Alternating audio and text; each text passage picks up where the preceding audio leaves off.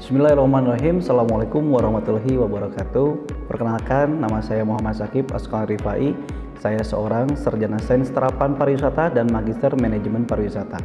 Dan saya adalah seorang dosen di program studi sarjana pariwisata Universitas Aisyah Bandung. Pada kesempatan kali ini, saya akan menjelaskan salah satu mata kuliah yang saya ampu, yaitu manajemen makanan minuman halal. Sebagai seorang dosen, saya telah melaksanakan tridharma perguruan tinggi yang terdiri dari pengajaran, penelitian, pengabdian masyarakat. Untuk sistem pembelajaran yang saya terapkan di setiap mata kuliah saya adalah interaksi secara langsung dan full assessment. Pada aspek delivery, saya menyediakan berbagai macam materi pembelajaran yang dirancang mendukung kemandirian belajar mahasiswa, sehingga dapat mereka memahami, menguasai materi secara optimal. Dan selanjutnya, pada aspek interaction, saya memfasilitasi pertemuan-pertemuan tatap muka antar dosen dan mahasiswa, baik secara luring maupun secara daring. Adapun aspek assessment yang saya terapkan, sistem penilaian di mata kuliah saya itu mencakup berbagai teknik evaluasi sesuai dengan indikator pencapaian pembelajaran guna mengukur sejauh mana mahasiswa memahami dan mengaplikasikan materi yang telah saya berikan. Mata kuliah manajemen makanan minuman halal adalah mata kuliah yang wajib di program studi dengan bobot 3 SKS yang membahas manajemen operasional, bidang jasa makanan dan minuman, dan materi ini disampaikan mencakup perencanaan dan pengadaan bahan, pengelolaan dapur, serta pelayanan pengendalian mutu, manajemen SDM, hingga aspek-aspek keuangan dalam industri kuliner saat ini. Dalam pelaksanaannya, saya menggunakan kombinasi tugas struktur seperti diskusi, artikel, kuis, studi kasus, dan untuk mengukur pemahaman mahasiswa secara objektif. Sebelum dan proses pembelajaran berlangsung, saya menggunakan pretest dan posttest. Tujuan utama dari mata kuliah ini adalah membekali mahasiswa dengan kemampuan dan mengidentifikasi jenis makanan serta memilih dan menggunakan bahan baku maupun bahan yang olahan dengan metode persiapan yang tepat. Selain itu, mahasiswa juga diharapkan mampu memahami dan mengidentifikasi halal dan haram pada suatu makanan, serta menerapkan teknik penyimpanan bahan makanan sesuai dengan standar dan ketentuan yang berlaku. Mata kuliah manajemen makanan minuman halal tidak hanya memperkaya pengetahuan mahasiswa dalam aspek operasional dan manajerial. Mata kuliah ini juga membahas konsep dan manajemen makanan minuman, regulasi, standar operasional, serta penerapan prinsip hygiene dan sanitasi. Dan yang terakhir, keselamatan kerja pada operasionalnya. Mahasiswa juga dilatih dan mengembangkan strategi bisnis dan inovasi dalam industri makanan dan minuman yang ada di modern saat ini, dan dalam konteks nilai-nilai keislaman yang bersumber dari Al-Quran dan Sunnah. Dengan pendekatan ini, mahasiswa diharapkan menjadi individu yang mandiri, bertanggung jawab, dan berintegritas, sejalan dengan profil lulusan program studi, yaitu menjadi wirausahawan muslim dan profesional dan berdaya saing. Pada mata kuliah yang saya ampu ini, capaian pembelajaran mata kuliah yaitu CPMK utamanya adalah mahasiswa mampu memahami konsep dasar manajemen makanan minuman dalam industri modern. CPMK yang kedua adalah menganalisis semua regulasi dan standar optimalisasi dalam industri makanan minuman. CPMK yang ketiga menerapkan prinsip hygiene sanitasi dan keselamatan kerja dalam produksi makanan minuman. Untuk CPL terdiri dua. Yang pertama, mampu memahami ilmu pariwisata secara wawasan ekonomi kreatif berdasarkan pendekatan manajemen pariwisata dan islami. Kedua, mampu melakukan aktivitas pariwisata berwawasan ekonomi kreatif melalui manajemen pariwisata secara profesional islami pada tatanan laboratorium industri untuk meningkatkan kualitas pariwisata. Dalam kelas saya menggunakan berbagai literasi dari jurnal-jurnal penelitian, jurnal yang terindeks nasional hingga yang terindeks internasional, dan jurnal saya sendiri yang menjadi salah satu dasar dari pembahasan saya. Dalam mata kuliah manajemen makanan minuman, saya menerapkan pendekatan untuk mendorong mahasiswa menjadi aktif, kreatif, inovatif, dan interaksi dalam kelas. Dilakukan melalui metode utama yaitu interactive learning yang saya gunakan dengan maksud dan tujuan penyampaian materi disertai pertanyaan-pertanyaan yang didiskusikan, merangsang pemikiran kritis, dan kedua, think and share, yaitu diskusi kelompok dengan tema aktual, tema-tema yang sedang tren, tema-tema yang menjadi Sustainable Goals atau disebut dengan SDGs di industri makanan dan minuman yang dipresentasikan kembali untuk menguatkan pemahaman keterampilan komunikasi daripada akademik. Yang terakhir tentang based dari case study, yaitu dengan mengambil berbagai kasus-kasus yang terjadi pada industri makanan minuman melalui dari pendekatan tradisional hingga pendekatan modern. Dan mata kuliah ini menggunakan platform yang saya gunakan, yaitu Learning Management System yang saya gunakan yaitu Siakat dari Universitas Asia Bandung. Untuk ujian saya menggunakan CBT sebagai salah satu base, yaitu dengan menggunakan pilihan ganda. Dan proses penilaian yang memberikan mahasiswa yang secara objektif dengan kemampuan mahasiswa itu sendiri dengan bobot nilai dari UTS 30%, UAS 35%, tugas dan attitude itu 35%. Untuk poin-poin tersebut dijelaskan di rancangan pembelajaran semester yang sudah dibagikan di awal perkuliahan oleh saya. Hasil penilaian yang saya gunakan dengan harapan mahasiswa mengetahui penilaian yang saya lakukan secara transparan, objektif, dan selanjutnya mari kita saksikan video pembelajaran salah satu mata kuliah manajemen makanan minuman halal yang saya ampuh. Oke, assalamualaikum warahmatullahi wabarakatuh. Selamat siang semuanya. Ya, alhamdulillah hari ini kita bertemu lagi pada pertemuan ketiga. Oke, sebelum kita melakukan kegiatan belajar, kita berdoa dulu sesuai masing-masing. Berdoa dimulai. Oke, selesai. Oke, untuk mata kuliah hari ini yang akan kalian ampuh hari ini, itu saya akan review dulu untuk pertemuan sebelumnya. Pada pertemuan kedua, pada pertemuan sebelumnya kalian membahas mengenai standar professionalism food and beverage worker. Artinya kalian mengetahui dan memahami bahwa dalam orang-orang yang bekerja di industri makanan minuman itu memiliki standar-standar khusus, yaitu salah satunya adalah profesionalisme dalam bekerja. Kita akan coba review lagi ya. Kita akan review bersama-sama. Siapa tahu nanti ada mungkin dari kalian yang ingin bertanya atau tidak sempat bertanya ketika minggu lalu. Oke, yang pertama adalah positive attitude toward the job. To be a good professional cook, you have to like cooking and wants to do it well. Jadi dalam industri makanan, ketika kalian itu masuk ke dalamnya, kalian tuh harus benar-benar mencintai pekerjaan tersebut, dan itu tidak akan pernah mungkin kalau kalian tidak mencintai pekerjaan tersebut. Apapun itu, jika kalian ada di travel atau kalian ada di unit lain atau departemen lain, housekeeping, itu kamu harus love sama harus cinta dengan pekerjaan kamu, baru kamu bisa enjoy. Oke, next, staying power. Food service requires physical and mental stamina, good health and willingness to work hard. Jadi setiap pekerja dalam industri pariwisata, makanan minuman, itu benar-benar dia harus tetap menjaga kesehatannya, tetap menjaga mental staminanya, karena yang dia hadapi yang pertama kali apa setiap hari? Konsumen. Dia konsumen yang bermacam-macam.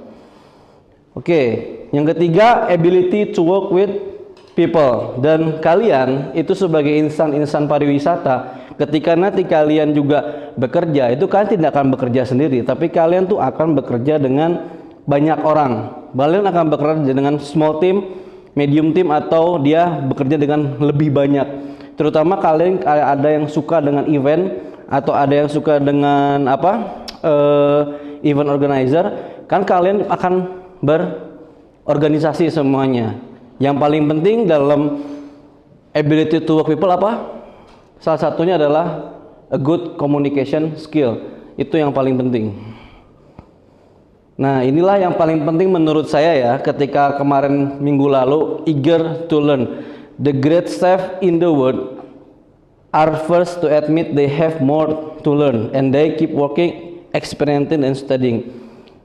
Apapun goals kamu ke depan, Yang namanya mencoba itu tidak hanya 1 kali 2 kali. Orang itu jatuh bangun.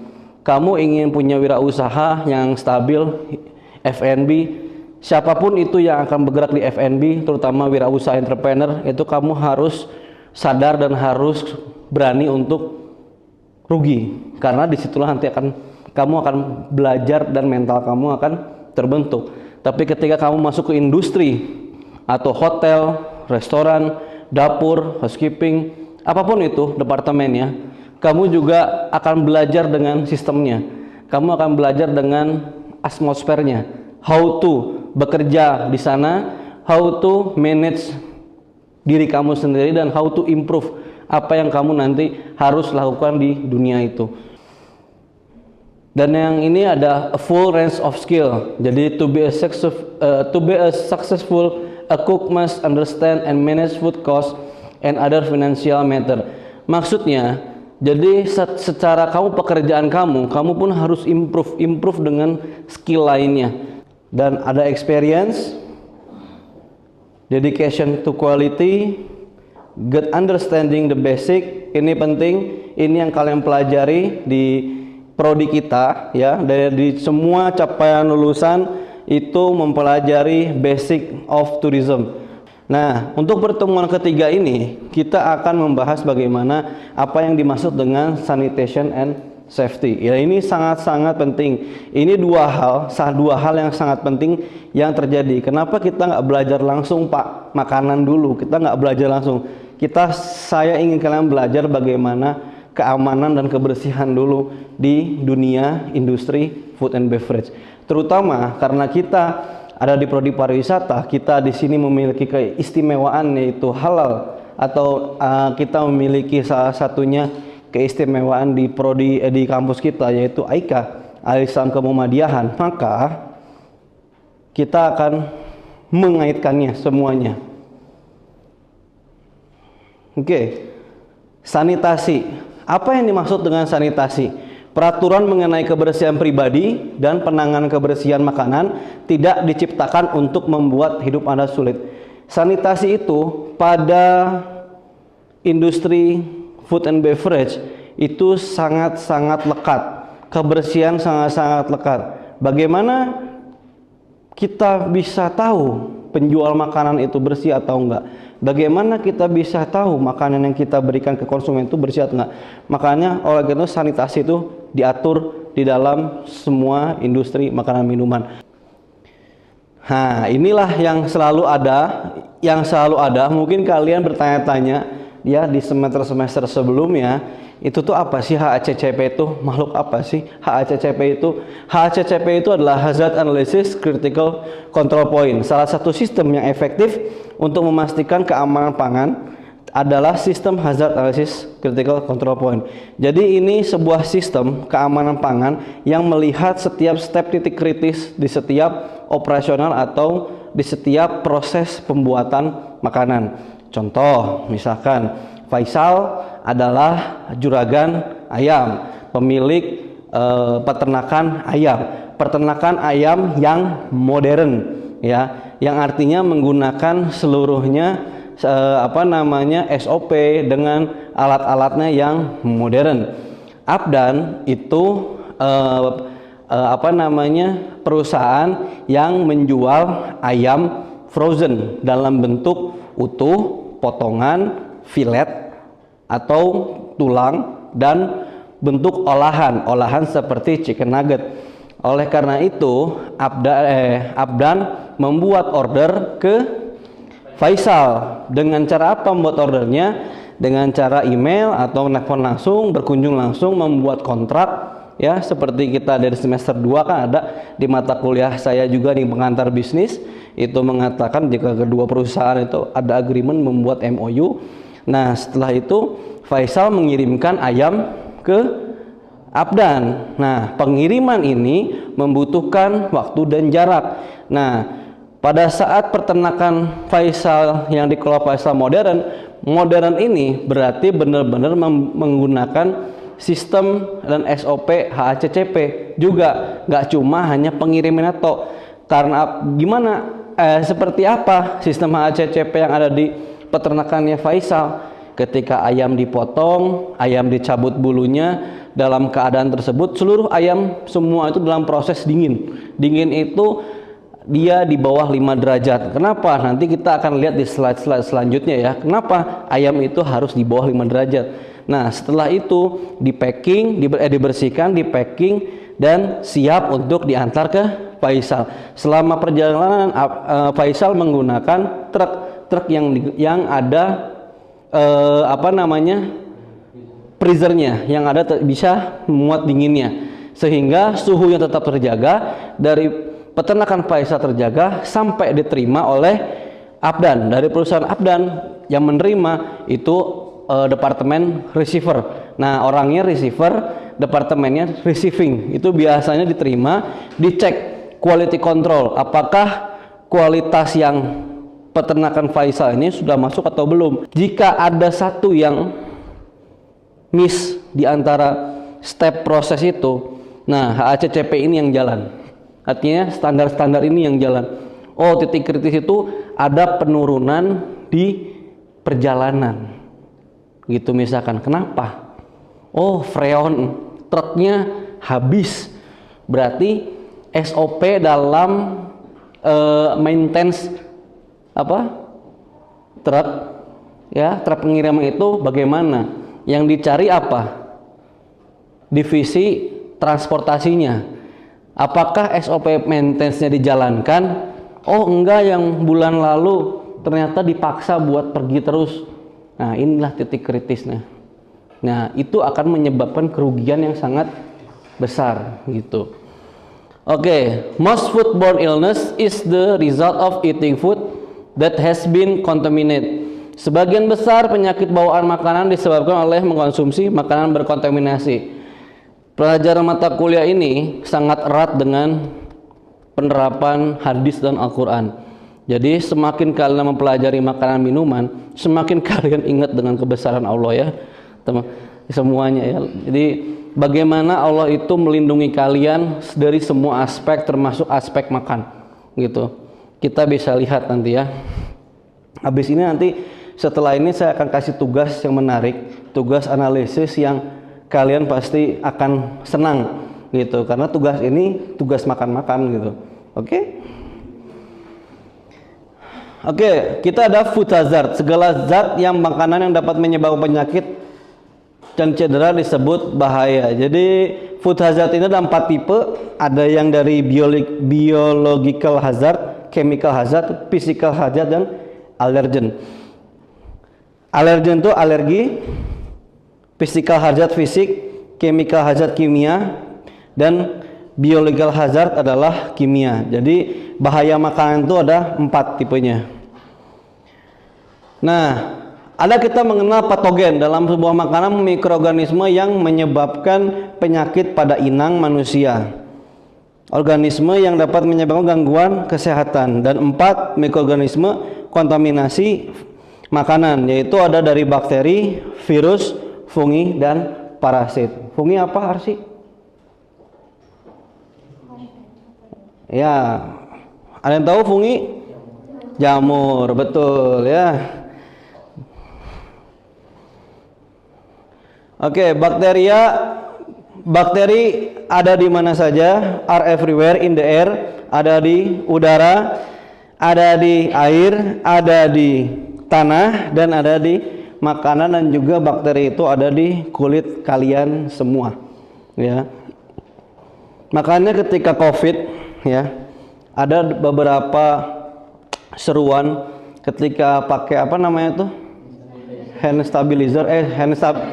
sanitizer ya supaya nggak kaku, nggak ini ya, supaya nggak tegang mata kuliah ya. Jadi hand sanitizer ya, jadi nggak boleh sering-sering. Kenapa? Karena di sini ada bakteri yang juga membantu kita juga gitu. Nggak semua bakteri itu juga negatif gitu ya, bukan jahat tapi bukan negatif ya gitu. Oke, jadi kondisi dari bakteri ini itu bisa tumbuh di makanan. Moistur apa? Kelembapan. Temperatur? Suhu. Acidity dan alkalinity. Acidity keasaman, betul. Oksigen itu O2. Time, waktu. Kenapa bakteri bisa tumbuh di waktu? Ada yang kasih contoh? Ada yang bisa jawab? Kenapa? How? Why? Kenapa bakteri bakteri waktu berkembang biak bisa? Ada lagi? Ada yang mau ngasih contohnya?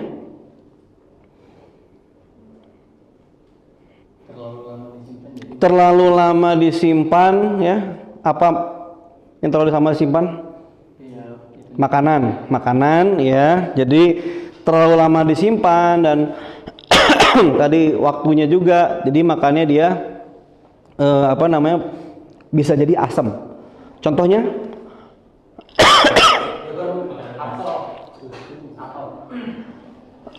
Apel? Oke. Kenapa equipment utensil bisa menumbuhkan bakteri? Bisa terjadi kalau tidak dicuci dan saling silang. Artinya udah tidak dicuci, terus buat motong yang lain. Apalagi habis Alfi motong ayam, sama Arsi dipakai motong puding. Waduh, itu namanya bakterinya bertransfer. Dan itu puding itu bisa berkembang ketika dimakan, itu bisa bahaya buat tubuh kita. Ada yang cough and sneeze. Cough itu apa? Sneeze.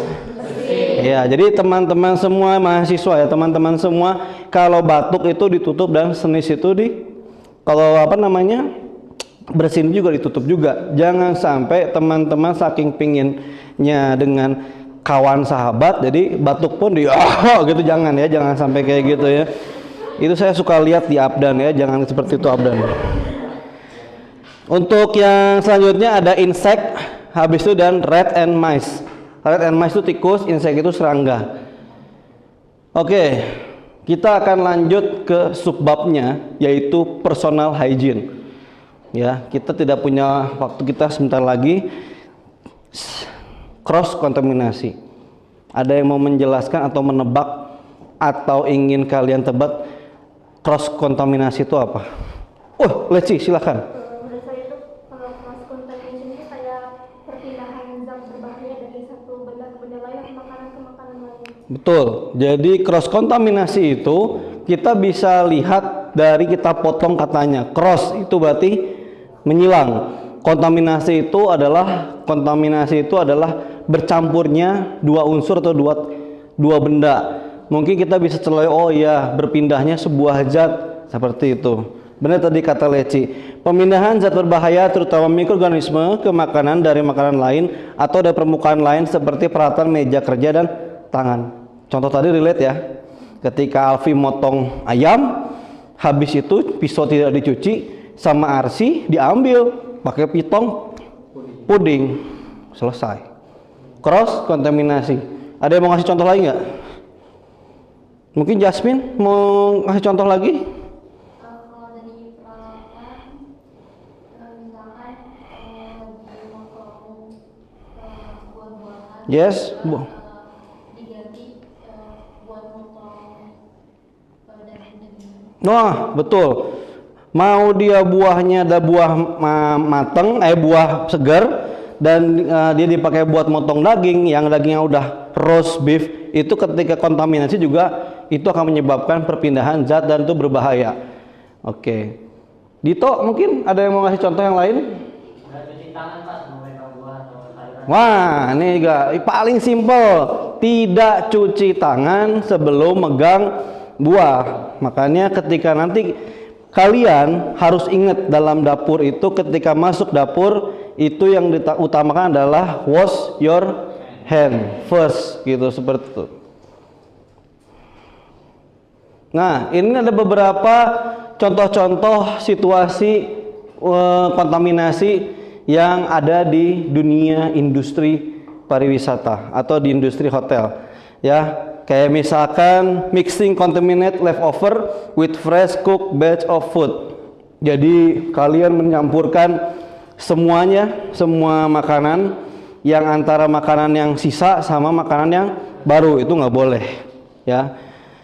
Selanjutnya, nah ini kita akan jelaskan ini semua ya, bahwa ini juga dalam dapur juga ada warna-warna cutting board yang dia memiliki khusus tujuannya. Ada yang warna merah, biru, kuning, hijau, coklat, dan putih. Dan kamu bisa lihat, oh merah itu ternyata buat raw meat, biru untuk raw fish, kuning buat cooked meat, hijau tuh buat salad and fruit. Jadi kalau kalian nanti di industri atau kalian lihat di mana, di warung dimanapun, tiba-tiba ada yang pakai warna hijau semuanya, ya kan, bisa melihat, bisa menganalisis. Kenapa? Apa karena budget, atau karena tidak ada uang, atau karena apa? Seperti itu ya, gitu. Tapi kita kan di Indonesia punya satu khas ya, cutting board kita cuma satu, all in one berarti kan? Iya. Pernah tuh teman kalian Amel bawain atau ngasih contoh cutting board di rumahnya, satu untuk semua, ya. Itu juga sebenarnya ya udah mau gimana lagi, tapi kan kita sudah tahu mana yang betul, ya. Gitu. Jadi at least kalian punya pemisah antara yang sayur sama yang buah. Kalian bayangin coba kalian motong buah nanas, tapi pas dimakan rasanya rasa bawang. Pernah nggak? Pernah tuh. Kemarin Raisa pernah tuh kayak gitu ya. Makan apel tapi rasanya rasa cabe, ya kan? Iya, seperti itu. Ada yang mau tanyakan sebelum kita lanjut? Guys, kalau tidak ada, ya, sebelum kita akhiri kelas kita, saya mau ingatkan kayak tadi saya bilang, kalian akan punya tugas, satu assignment dari saya, yaitu kalian harus datang ke sebuah lokasi, restoran, warteg atau apapun, ya, especially Indonesian restoran atau local food, ya. Kalian foto, kalian coba makan, pesan makanan. Selama kalian pesan makanan dan minuman, kalian coba analisis situasinya dan coba kalian bisa gambarkan situasi itu melalui ketikan. Jadi kalian ketiklah si analisis situasi itu semuanya. Oke? Ya, jangan lupa kerjanya ini tugas individu, tidak kelompok ya. Jadi kalian bisa mulai start hari ini dan ini waktu deadline-nya selama 7 hari, artinya minggu depan sebelum kelas saya sudah bisa meriksa kalian. Oke? First send is big score. Jadi siapa yang duluan mengirim itu memiliki skor tertinggi, ya. Dan kedalaman analisis pun itu sangat mempengaruhi dari kalian. Oke? Jangan lupa tugasnya. Sebelum saya akhiri, ada yang mau tanyakan karena saya udah ada bel. Ya, boleh satu orang. Saya mau mengulas sedikit tentang personal hygiene Iya. yang tadi.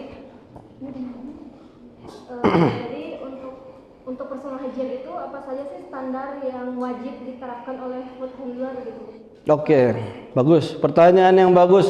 Untuk seorang food hygiene atau food worker itu, standar itu yang paling penting, yang paling utama.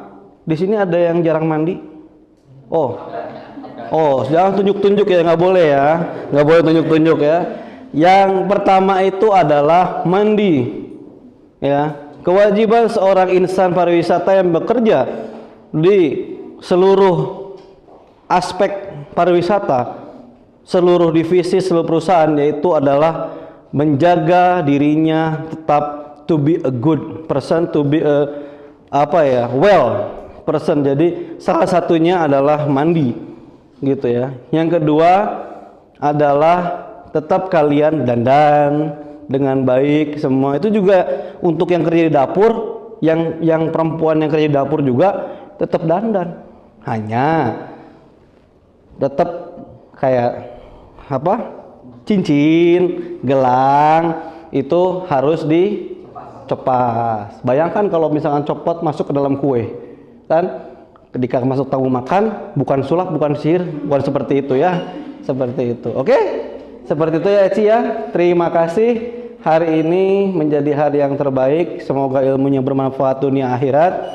Begitulah cara Allah melindungi kalian. Semakin kalian mempelajari aspek ini, semakin kalian tahu bahwa kebesaran Allah itu satu. Oke? Saya akhiri kelas ini. Wassalamualaikum warahmatullahi wabarakatuh.